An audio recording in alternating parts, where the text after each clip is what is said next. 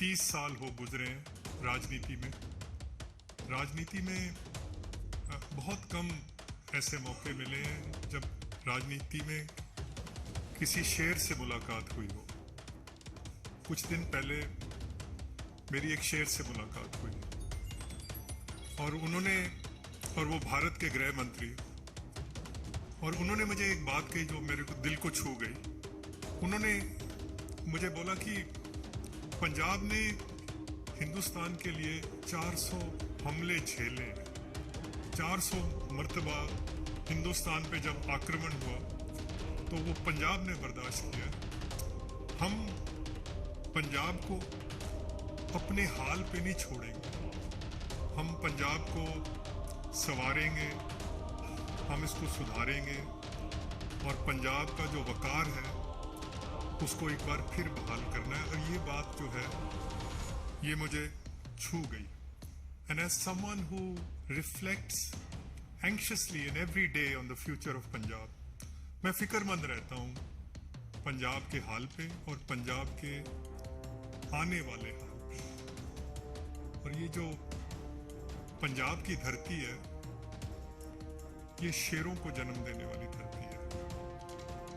ये वो धरती है जिसको भगवान ने हरे खेतों और दरियाओं से ऐसे सजाया जैसे मेहंदी से किसी दुल्हन को सजाते हैं। तो फिक्र मुझे इसी बात का रहता है कि इस धरती माँ को मुसीबतों ने आके घेर लिया है। वहाँ गुर्बत है, गरीबी है, रिश्वत है, अनपढ़ता है, नशाखोरी है। वहाँ पर वतन दुश्मन कार्रवाइयां हैं और इनका कोई ना कोई हल होना चाहिए। हर दूसरा खानदान पंजाब में पाकिस्तान से आके बसा हुआ है। Every second family has actually emigrated from Pakistan. और आपकी तो उम्र बहुत कम है, शायद इसको आपको दिलचस्पी भी इसकी आपको कम होगी, पर 10 लाख आदमी थे जो जब हिंदुस्तान और पाकिस्तान का विभाजन हुआ तो 10 लाख आदमी कत्ल हुआ हमारा। लाखों माएँ थी हमारी जिनके सिरों से चादरें छीन ली गई। हमारी बेटियां थी जिनके सिरों से दुपट्टे नोच लिए गए। लाखों बुजुर्ग थे हमारे जिनके जवान लाठियां थी जो बुढ़ापे का सहारा थी वो टूट गई। 10 लाख आदमी कत्ल हुआ। फिर जाके 15 अगस्त 1947 का सूरज चढ़ते हमने देखा था और इस उम्मीद से आए थे कि ये किसी आजाद मुल्क में जा रहे हैं। मेहनत और मोहब्बत से अपने आने वाली नस्लों का हम कोई जो भविष्य है वो बनाएंगे। तो इस बात का हमेशा हमें पंजाब वाले लोगों को ये फिक्र रहता है कि वो जो सपने थे वो सपने जो हैं वो साकार होने चाहिए। तो वैसे तो कभी आपने नहीं सुना होगा कि बुज़दिल और पंजाबी, मायूसी और पंजाबी, ये दरअसल दो जो शब्द हैं वो एक सांस में जमा नहीं हो सकते। आपने कभी नहीं सुना होगा कि ये बुज़दिल पंजाबी है या मायूस पंजाबी। इसलिए मैं और ये जो पंजाब के अंदर हर चीज अपने आप को देश के लिए कुर्बान कर देना, ये जो क्वालिटीज हैं पंजाब के लोगों की, ये बाजारों से नहीं मिलती, हाट से खरीद के नहीं ला सकते, ये भगवान की नुसरत से मिलती है। तो पंजाब ने एक बहुत बड़ा योगदान दिया है इस देश के निर्माण में। पर आज भी हम देख रहे हैं कि कुछ सफ़े जो हैं हिंदुस्तान के निर्माण में अभी भी खाली पड़े, कोरे पड़े। और पंजाब इन सफ़ों की, इन पेजेस की रौनक बन सकता है बशर्त इसको अच्छे आदमी, कोई लायक आदमी, कोई वतन परस्त लोग इसको चलाने के लिए आ जाए। तो आज इसी फिक्र के साथ आज भारतीय जनता पार्टी इस आस और उम्मीद के साथ यहाँ शामिल हो रहे हैं कि कोई शख्सियत प्रस्त इंसान नहीं है, पर भारतीय जनता पार्टी का और प्रधानमंत्री मोदी जी का एक ट्रैक रिकॉर्ड है हिंदुस्तान के लिए। पिछले जो 8 साल गुजरे हैं, डिप्लोमेटिकली हिंदुस्तान जो है बहुत मजबूत है। रूस से भी दोस्ती रख ली, अमेरिका को भी हाथ में ले लिया, चीन को भी आंखें दिखा दी। और पीयूष जी शायद इस बात की तायद करेंगे कि बहुत सस्ता तेल मिल गया हिंदुस्तान को। अगर सस्ता तेल ना मिलता तो देश में बहुत महंगाई होनी थी। आज यूरोप में, नॉर्थ अमेरिका में महंगाई बहुत है। अगर ये सस्ता तेल ना होता तो हालात बिगड़ सकते थे। हिंदुस्तान की जो इकोनॉमिक पॉलिसीज है पिछले 8 साल से, जो मोदी जी की खास करके PLI जो स्कीम आई है, वो मेक इन इंडिया की जो सारा है, वो देखिए उसकी वजह से हिंदुस्तान दुनिया की फैक्ट्री बन जाएगा।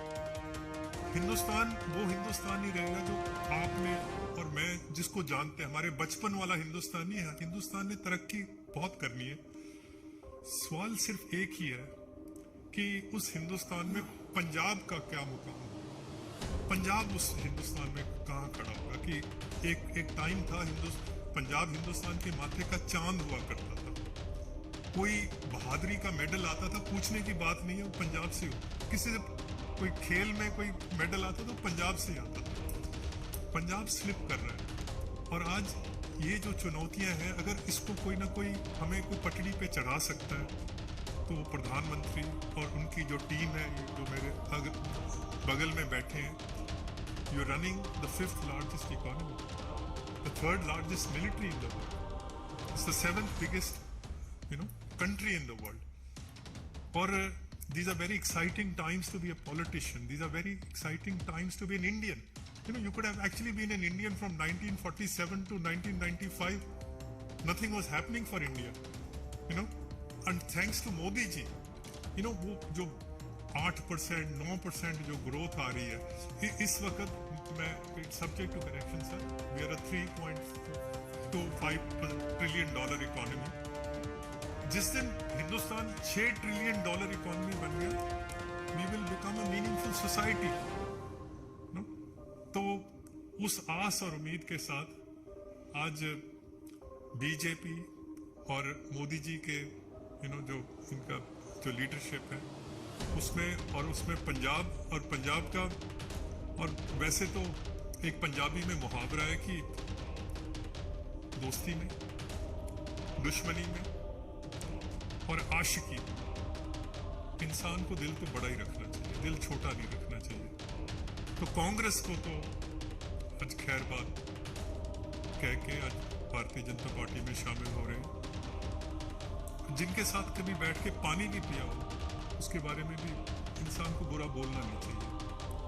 बट मुश्किल ये थी कि how can you operate in a party which is at war with itself. अपने साथ ही जंग है, धड़े बने हुए हैं। जो 4-5 धड़े होते हैं, एक को लीडर ऑफ ऑपोजिशन बना देते हैं, एक लीडर ऑफ लेजिस्लेटिव पार्टी बन जाता है, एक लीडर ऑफ कैंपेन पार्टी। एक दूसरे को साथ लड़ाई का वहां हर मतलब पंजाब में नहीं, हर कांग्रेस के हर स्टेट में यही हाल। हम सियासत करते हैं मुल्क के लिए, कोई कुछ ना कुछ अपनी कौम के लिए करेंगे। इस धरती माँ का कर्ज देना है, हम कोई धड़ों की सियासत थोड़ी करेंगे। तो ये वजह है कि कांग्रेस जो है छोड़ने की नौबत पड़ी कि हमने धड़ों की सियासत थोड़ी करनी है कि हम जिस धड़े में है वो धड़ा आ गया है। सो मैं एक बार फिर पीयूष जी आपका और सारे मंच का, मोदी जी का, अमित शाह जी का, और खास करके जो प्रेसिडेंट है उनको बधाई भी देनी चाहता हूँ, उनको एक्सटेंशन मिली है। तो नड्डा साहब का, हमारे हमसाया हैं, हमारे पड़ोसी हैं पंजाब के।